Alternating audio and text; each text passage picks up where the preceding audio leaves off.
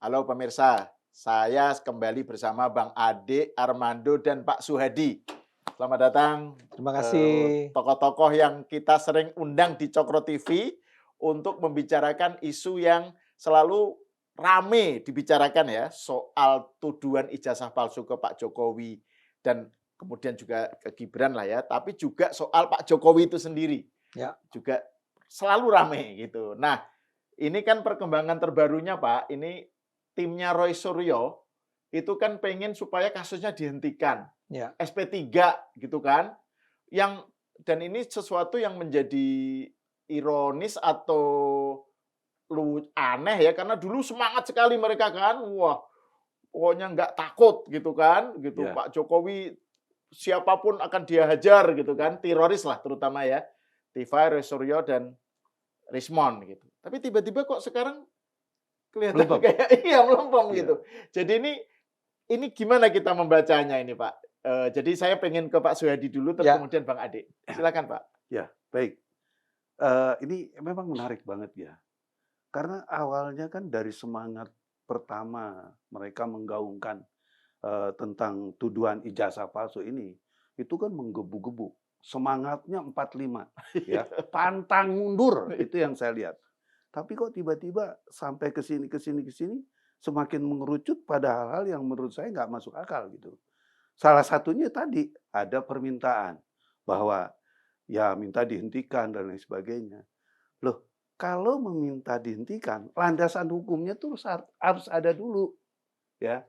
Karena yang namanya perkara sudah dinyatakan sudah menjadi tersangka, ya, dan sudah akan P21, itu kan nggak bisa dilakukan penghentian seperti itu dengan mengatakan hentikan, nggak bisa seperti itu gitu ya. Kalau ada alasan bisa ya? Kecuali ada alasan. Makanya kan saya udah bilang dalam kaitan yang lalu pernah kita bicarakan juga dalam kaitan ini, ya. Perkara yang sudah ditetapkan sebagai tersangka, berarti penyidik itu sudah memperoleh 2 alat bukti. Kita Oke. nggak mengatakan 1000 alat bukti, tidak. Hmm. Karena KUHP itu mengaturnya 2 alat bukti. 2 alat bukti itu apa aja, ya? Ya tentunya dokumen, saksi, dan yang lain-lain yang mendukung ke arah itu. Hmm. Itu sudah terpenuhi. Jadi kalau itu dikatakan bahwa hentikan. Loh, dasarnya untuk mengcounter itu apa? Dia harus bisa membuktikan dulu. Dia nggak boleh cuap-cuap, nggak boleh memberikan narasi-narasi yang sesukanya dia, tapi dia harus punya dokumen yang sifatnya 2 alat bukti itu bisa dipatahkan. Hmm. Tetapi per hari ini itu kan nggak bisa dilakukan. Kalau memang itu sudah tidak bisa dilakukan, perkara harus jalan dong, gitu loh. Dan kita juga tentunya ini sangat menyesalkan. Kenapa dia bersikap seperti itu? Kalau memang dia seorang satria, kenapa mesti takut? Hmm. Pengadilan itu bukan segala-galanya kan, ya. Bukan lagi tempat juga yang menakutkan, ya. Kalau memang dia benar, dia mempunyai argumentasi. Nah, di sini karena sikap ambigu yang begitu besar, saya menduga ini ada rasa ketakutan yang luar biasa yang Hmm. akan dihadapi oleh Roy Suryo, terutama di persidangan. Oke. Apa yang nanti dia takutkan? Dia tidak akan bisa menjawab pertanyaan berkaitan dengan tuduhan yang dia lakukan. Hmm. Itu yang dia takutkan. Ya. Ya. Kalau sudah seperti itu, ya kan kita tahu, dia bukan kasus ini aja loh yang pernah terjadi. Juga dulu pernah ada kasus Tupa, ya. Oh. Kalau kita kaitkan kasus satu dengan kasus yang lainnya, ini kan bukan perkara ringan buat Roy Suryo, gitu. Apalagi ada ancaman 12 tahun Hmm. dalam kasus yang menjeratnya itu. Nanti kita bahas itu. Nah, Pak, ini sebelum ke Bang Ade ya, Ya. Pak Pak Suhadi, kalau kita lihat kan itu pasal berlapis itu Pak. Betul. Dari Pak Jokowi tuntutannya ada soal pencemaran nama baik, soal macam-macam, terus juga ada soal, dari pihak penyidik sendiri ditambah dengan soal pengeditan, Betul, ya. memanipulasi data. Bisa dijelaskan nggak Pak, kira-kira apa yang membuat Roy Suryo CS ini begitu ketakutan Ya. menurut Pak Suhadi? Kalau saya lihat justru pasal ini. Sebetulnya kalau saya lihat pasal, apa namanya, tentang pencemaran nama baik, fitnah dan lain sebagainya, itu buat dia nggak terlalu heboh dalam kaitan ini, Oke. ya. Karena itu bisa ditepis dengan berbagai cara barangkali. Barangkali kalau saya melihat, semangatnya dia. Tetapi dalam pasal 32, dan pasal 35 ya Undang-Undang ITE ini bagi dia ini sangat berat untuk bagaimana dia bisa mengelak. Karena saya yakin ya penyidik dalam kaitan ini dia sudah menemukan data, penyidik nih ya sudah menemukan data ada pengeditan ijazah ya ijazah fotokopi nih Ya. yang diedit yang diblast sama Roy Suryo sebelum Dian Sandi.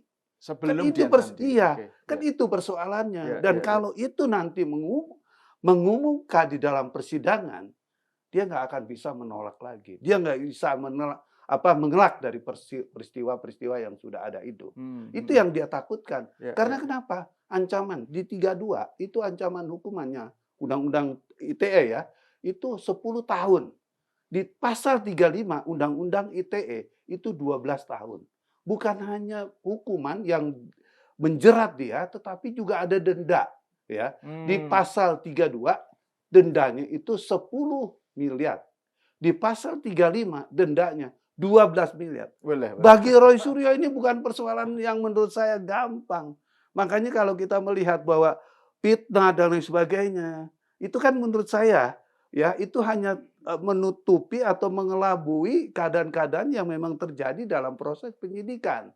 Karena kenapa ini pasal 32 dan 35 ini tidak dicuatkan ke depan oleh orang-orang yang kita sebut sebagai penasihat hukumnya. Karena ini pasal yang paling menakutkan. 12 tahun nggak kecil buat Roy Suryo. Apalagi dia residivis dalam berkaitan Sudah ini. pernah terkena Iya. di kasus yang sama. Betul, gitu, Pak, ya? itu ditambah lagi sepertiga. Oke. Berarti bisa di lebih dari 12 tahun nanti dia kena dalam kasus ini. Dan itu sangat berat buat dia. Itulah yang menjadi kenapa saya katakan dia ada kekhawatiran. Bukan di pasal remeh-temehnya tadi yang saya sebutkan. Dan lagi kita mau juga jelasin di sini. Pasal 32 dan 35 itu bukan laporannya Pak Jokowi. Ya, karena laporan Pak Jokowi itu berkaitan dengan fitnah ya, Pencemaran. dan pencemaran nama baik ya, dan juga kemudian ada penghasutan. Tapi pasal 32 dan 35 Undang-Undang ITE ini hasil temuan. Temuan yang dikerjakan oleh penyidik. Polisi ini artinya. Oleh penyidik dalam hal ini polisi ya. Di mana ditemukan di situ bahwa memang ada pengeditan data. Jadi informasinya nih ya, ijazah Pak Jokowi yang fotokopi ini oleh kelompok-kelompok tertentu ini dipotong-potong katanya. Terus kemudian dijadikan satu. Kemudian diblast, diberitakan ya. Nah, ini yang menjadi viral kan awalnya dari sini gitu kan. Gitu ya. Nah, terus kemudian ya berkaitan dengan masalah ini ya, siapa yang melakukan? Ya tentunya dari orang-orang tersebut. Ya, kita juga nggak bisa di dalam podcast ini menjelaskan seperti itu. Ya. Nah, inilah temuan yang disebut dengan temuan penyidik. Kemudian orang bertanya, emang penyidik boleh mengembangkan berita dokumen penemuan-penemuan itu menjadi pasal, menjadi pasal-pasal? Boleh. Berdasarkan Perkap Kapolri ya. Ini ada dasarnya. Perkap Jadi itu peraturan. Peraturan Kapolri ya, peraturan Kapolri. Dia adalah turunan dari KUHP. Kitab Undang-Undang Hukum Acara Pidana. Itu ada namanya Perkap. Turunannya. Nah, turunannya ini ya yang dikatakan tadi dia membuat laporan tipe A namanya ya, bukan tipe B, bukan laporan biasa, tapi laporan khusus namanya laporan tipe A. Itu yang dilakukan oleh penyidik. Penyidik membuat laporan untuk kepentingan penyidikan itu sendiri dan kemudian dia menemukan dua pasal tadi, 32 dan 35. Jadi jangan salah, ini yang nggak bakalan bisa dibantah oleh yang bersangkutan. Siapa pelakunya ya nanti kita lihat di dalam persidangan. Makanya menurut saya kasus ini sangat menarik dan menjadi sangat seksi gitu ya. Jangan melihat kasus-kasus di depannya yang dilaporkan itu, tapi temuan yang dilakukan oleh penyidik yang nanti akan diungkap di dalam persidangan oleh jaksa penuntut umum, ini yang akan menarik dan akan menjadi seksi. Jadi kira-kira ceritanya kan Pak Jokowi melapor ya, bahwa dia memperoleh video-video yang menunjukkan bahwa dia itu dicemarkan nama baiknya ya. Dibawa ke polisi. Difitnah. Dibawa Difitnah ke apa itu? Dilaporin ke Polda. Polda ya kan. Polda Ya. mempelajari Betul. dan kemudian ternyata dalam proses mempelajari jadi menyelidiki itu ya. Polisi justru menemukan ada temuan-temuan baru. dari pasal-pasal yang sudah ada. Ternyata ijazah-ijazah yang diributkan itu mengandung Fotokopi ijazah lah. ya fotokopi itu yang Iya, diramaikan fotokopi itu ijazah di dalamnya memang sudah ada manipulasi. Betul. Nah, itu yang Namanya dikatakan pengeditan. pengeditan. Iya. Jadi yang dituduhkan adalah bukan cuma soal pencemaran nama baik nih. Betul. Anda juga diduga melakukan pengeditan terhadap Iya. ijazah aslinya. Makanya atau pasalnya fotokopi. ditambah itu Pasalnya oleh polisi, ditambah. Pasalnya oleh ditambah. penyidik. Jadi pasal 32 dan 35 Undang-Undang ITE. Dan ini berbeda dengan kasus klaster pertama. Oke. Pasal itu nggak ada. Hmm. Jadi ini hanya di klaster pertama di itu yang si klaster Egy Egy Sujana Sujana Iya, aja, dan ya. iya. kawan-kawan. Ini ada di klaster kedua aja. Oke. Roy Suryo dan kawan-kawan. Iya, itu. iya, iya. Ya. Menarik kan? Ya. Ya, menarik tuh. Nah, Bang Ade, soal Pak Jokowi nih. Kan sebelum rame-rame soal mereka pengen SP3, pengen dihentikan, kan Pak Jokowi waktu sempat beberapa hari sebelumnya kan mendatangi Polres Solo ya, Solo. bersama kuasa hukumnya. Ya. Gitu kan. Nah, ini kan sesuatu yang Bang Ade pernah menyatakan juga kan selama ini tuduhannya Jokowi nggak berani Ya, gitu ya. kan. Nah, ini sekarang Pak Jokowi datang dan Pak Jokowi dari awal memang pengen gaspol kan. Ini harus dibuktikan di pengadilan Betul. untuk yang klaster kedua ini. Bang Ade gimana melihat soal ini, soal Pak Jokowinya itu? Ya. Tapi sebelum ke sana saya boleh komentari dulu yang pertama ya. Oh ya pasti Ya. dong, masa nggak boleh? Saya takut nanti dibilang kok saya tanya apa kok jawabnya apa Bang, gitu kan. ini menjelang puasa kan kita harus Maaf kan. rendah. Rendah ya. Ya, jadi gini. Saya sendiri sebetulnya tertarik dengan bagaimana ini kan Refli Harun nih sekarang. Ya. Mengatakan bahwa sebetulnya Pak Jokowi memindah-mindahkan apa tadi? Gawang tuduhannya ya. ya. Tapi kan kita jujur aja lah. Sejak untuk diperjelas. Jadi Ya. kalau menurut Refli Harun mereka Semula- dia tuh pengen memindahkan gawang yang sudah bergeser katanya.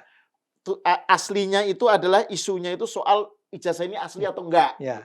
Kok sekarang dilarikan ke soal pencemaran nama baik gitu. Itu kan lucu. Lucunya begini. Sejak awal kan Pak Jokowi tidak melaporkan soal ijazah. Nah, Ketika dia datang ke polisi, ya. dia bilang bahwa saya dicemarkan nama baik saya. Ya. Jadi sejak awal persoalannya adalah soal pencemaran nama baik dan fitnah. Yes. Dan sebetulnya ketika kemudian mulai terungkap bahwa itu asli ya, masyarakat tuh sudah bilang, saya dan beberapa teman sudah bilang sama Roy Suryo, sudahlah hentikan aja. Ini toh yang Anda teliti itu ternyata adalah sebuah fotokopi ijazah yang disebarkan oleh teman saya juga di PSI kan, Dian Iya. Sandi kan. Betul. Kan dia nggak mau. Sebenarnya udah terbuka tuh kemungkinan bagi dia untuk waktu itu Untuk berhenti dan damai, narik, ya, damai. ya. Ya tentu aja kita akan bilang ya minta maaf lah gitu kan. Mm-mm. Tapi kan dia nggak mau. Jadi sejak awal sebetulnya topiknya atau apa namanya, bukan topik apa, isunya, pokok persoalannya adalah Pak Roy, Pak Rismon, Bu Tifa itu memfitnah. Oke. Mengatakan bahwa ini ijazah palsu. Jadi isu ijazah palsu datangnya belakangan dong. Betul. Yang pertama adalah pencemaran nama baiknya. Agar kemudian itu dikatakan, agar pencemaran nama baik ini memang terbukti adalah sebuah fitnah, harus jelas mana ijazah asli, mana ijazahnya untuk bisa dibuktikan apakah yang dikatakan oleh Roy Suryo itu salah. Karena Roy itu terus-menerus mengatakan bahwa dia yakin. Dia mengatakan bahwa 99,9% itu adalah ijazah palsu kan? Kan untuk pengadilan bisa membuktikan itu asli atau palsu, kan harus lihat mana yang asli itu. Ya, tanyanya ya ke UGM, tanyanya mungkin ke KPU atau segala macam. Dan jawabannya sudah jelas dari Dan UGM. jawabannya sudah jelas. Dan itu nanti akan diulang di pengadilan kan? Ya. Jadi mengatakan bahwa pindah gawang kepada, ini saya mau bilang ke Refli Harun, Anda kok tiba-tiba orang baru datang dan mengatakan gawangnya dipindah. Dari awal, Bas, gawang itu di situ. Justru kita lebih rame soal ijazah karena ya untuk membuktikan apakah itu fitnah atau bukan, orang harus bisa membuktikan ijazah yang mana yang dikatakan palsu itu. Ini kan kemana-mana Roy itu. Dia juga masukin bahwa tidak benar skripsinya itu.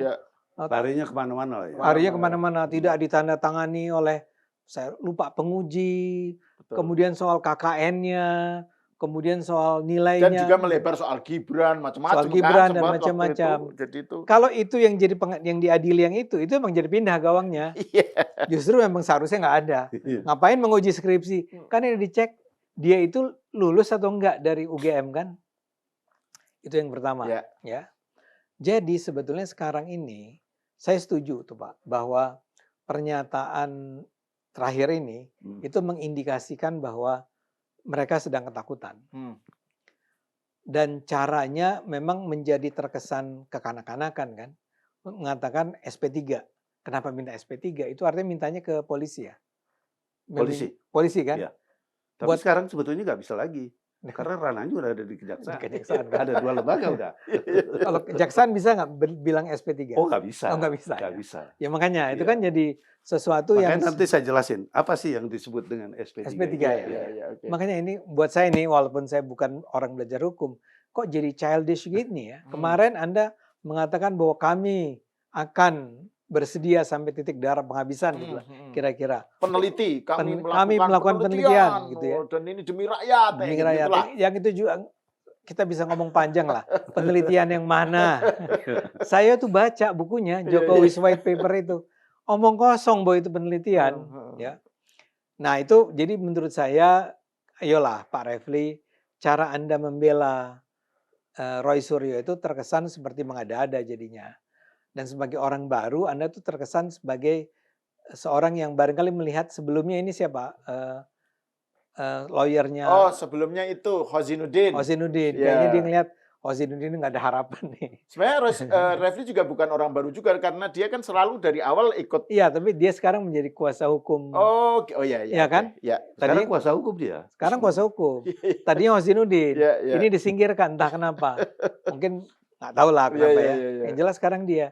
Cuman dia rupanya menawarkan sebuah, mungkin dia menawarkan kepada Roy Suryo ada sebuah jalan keluar nih. Jalan keluarnya mengatakan bahwa gawangnya dipindah. Kok gawang dipindah? Nah, jadi itu. Iya. Nah, tadi yang Anda tanyakan Soal adalah Pak Jokowi. Pak Jokowinya adalah Pak Jokowi datang. Oh iya, dia gaspol. Iya, Iya. terus kemudian mendatangi Polres Solo kan Iya. dengan kuasa Nah, hukumnya. ini kan begini, dia itu berulang kali saya dengar nih dari kelompok-kelompok pendukung Roy Suryo. Saya ingat sekali di sebuah talk show di salah satu stasiun televisi. Ada saya, ada beberapa orang dari kubunya Roy gitu ya. Dan ada rombongan supporter. Anda kira-kira tahu dari TV mana ini? Yang ada rombongan supporter bisa masuk ke ruang studio itu. Dan berteriak-teriak. Dan mereka bilang Jokowi pengecut. Dipanggil oleh Polres ya. Polres Solo nggak mau datang. Saya bilang bagaimana mungkin Pak Jokowi kepada Polres Solo menjadi ketakutan? Nggak mungkin lah. Ya kebetulan nggak datang, kemungkinan lagi sakit, atau kemungkinan yang lain lah ya. Nah sekarang jadi ketika saya baca berita, dia datang, itu bukti bahwa bersama kuasa hukumnya. Bersama kuasa hukumnya artinya dengan resmi datang, bukan untuk melapor. Karena sebetulnya memang dimintai keterangan. Betul. Sebagai mungkin saksi atau apalah namanya. Ya. Dan beliau nanti datang. juga saya jelaskan itu. Nah beliau datang. Jadi sekarang saya mau bilang sama mereka yang pendukung Roy Suryo yang bilang Pak Jokowi itu pengecut, takut dan segala macam. Nggak ada cerita. Yang pengecut dan takut mungkin adalah ya Roy dan kawan-kawan nih sekarang. Sedang mencari-cari narasi baru. Bagaimana menyelamatkan diri.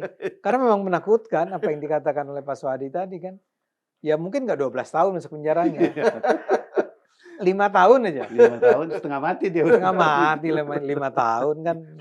Belum denda tadi kan. Iya. Karena ya gitu. denda kan nggak ada pengurangan tuh kalau Nah Pak Swadi tadi soal SP3 sama soal Pak Jokowi ini.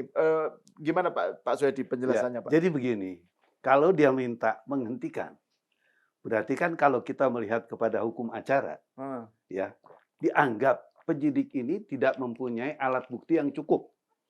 Iya dong? Ya. Kalau dia meminta dihentikan. Ya. Nah, terus kemudian ya dia juga meminta untuk tidak dilanjutkan lagi perkara ini. Terus memang itu dia siapa? Kan gitu kan? Sekarang ini lembaganya bukan hanya di tangan penyidik, tetapi ada di tangan kejaksaan. Oke. Nah, untuk mengatakan perkara itu SP3, ya, mungkin kalau kita lihat dasar daripada KUHP itu harus ada syarat tertentu, ya. Satu, alat buktinya tidak cukup. Dua alat bukti tadi tidak terpenuhi. Itu memang harus dihentikan. Atau RJ ya. Atau ada Tapi- RJ. Tapi mereka RJ juga bilang, dikecualikan. kami nggak mau RJ, Ya. gitu Pak. Iya, iya. Ya karena memang dia nggak bisa. Iya, iya, Sebetulnya dia menyadari, cuma dia berkamuflase, saya nggak mau RJ. Karena RJ buat Roy Suryo itu dalam undang-undang KUHP yang baru itu nggak bisa. Kenapa nggak bisa? Kok KUHP maupun KUHP yang baru nggak bisa? Karena ancaman hukumannya 12 tahun. Oh. Kita nggak melihat yang 6 tahunnya nih. Iya, iya. Ya. Sedangkan RJ itu kan di bawah 5 tahun. Iya, Oke. iya, iya. Dan tidak boleh residipis. Oh. Sedangkan dia sudah residipis. Jadi Ya, untuk ya, dia, ya, ya. saya katakan nonsen itu bisa dilakukan. Kalau itu bisa dilakukan, tatanan hukum acara yang baru ini akan menjadi rusak. Karena kenapa tadi? Berarti ada pasal yang dilanggar. Ya. Karena syarat EJ itu salah satunya ancaman hukumannya nggak boleh di atas 5 tahun. Harus di bawah 5 tahun. Ya. Sedangkan ini ada ancaman 12 tahun. Ya. Dan tidak boleh residipis. Ya. Ini sudah residipis. Iya. Jadi dua tahapan yang nggak bisa Ya.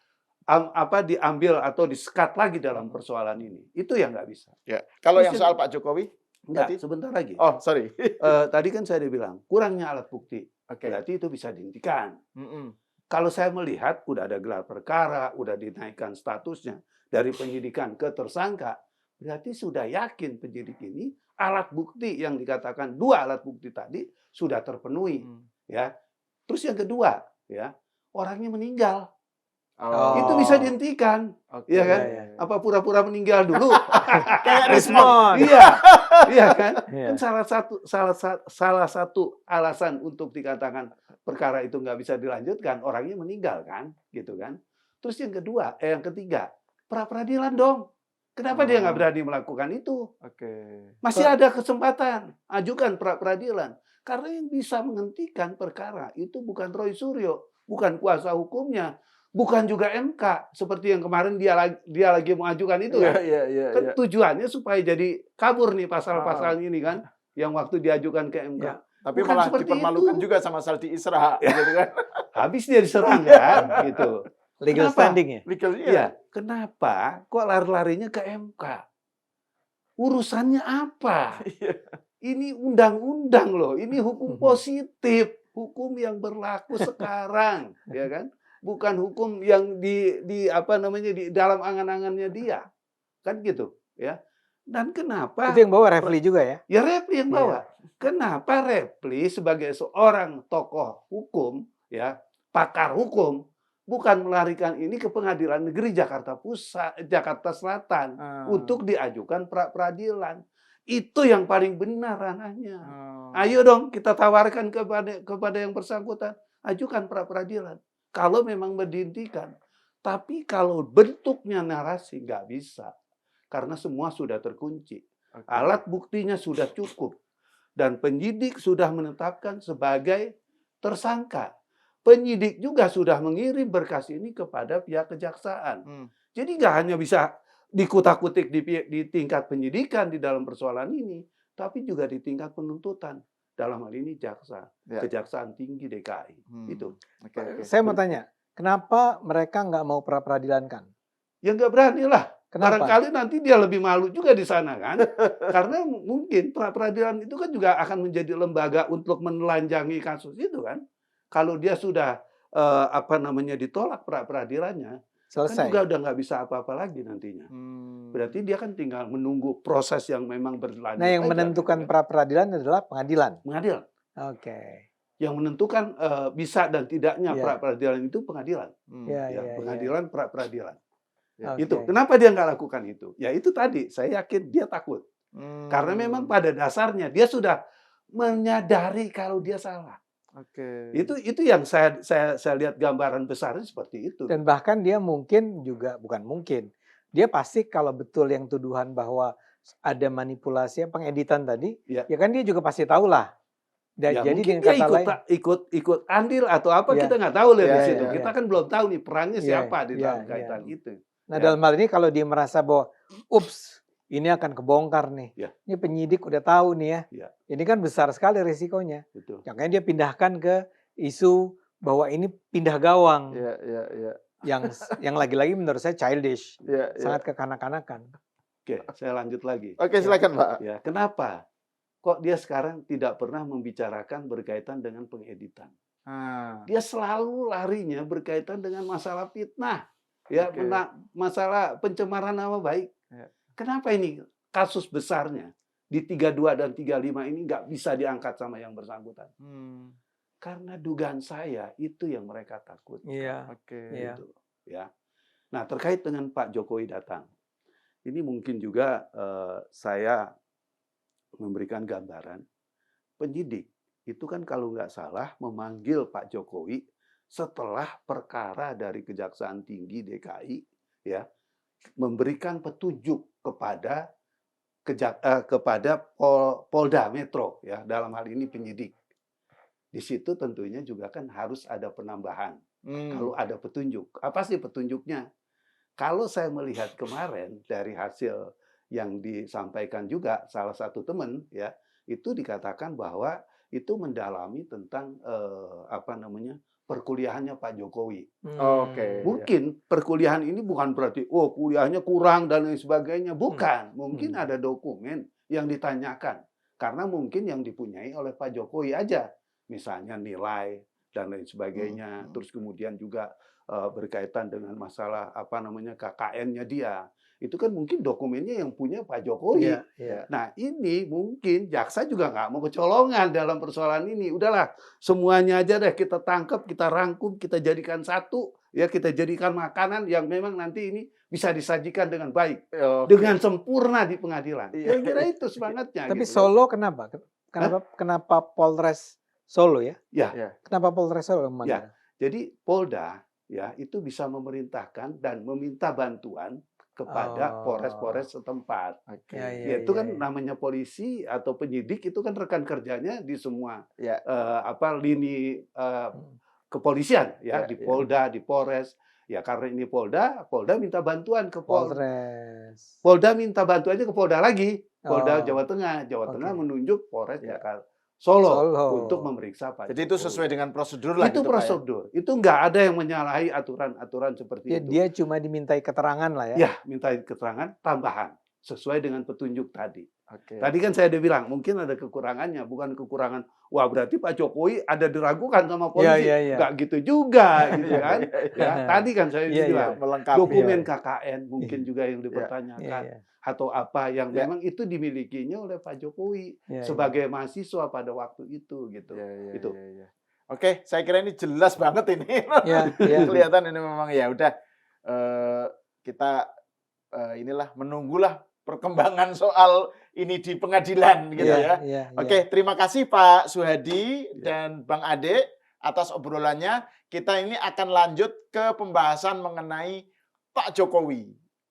Jangan kemana-mana, nanti ikuti di tayangan malam berikutnya.